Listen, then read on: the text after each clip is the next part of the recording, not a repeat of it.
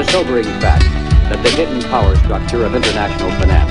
has exerted tremendous influence over public opinion in this country through its virtual control of higher education and major segments of mass communication.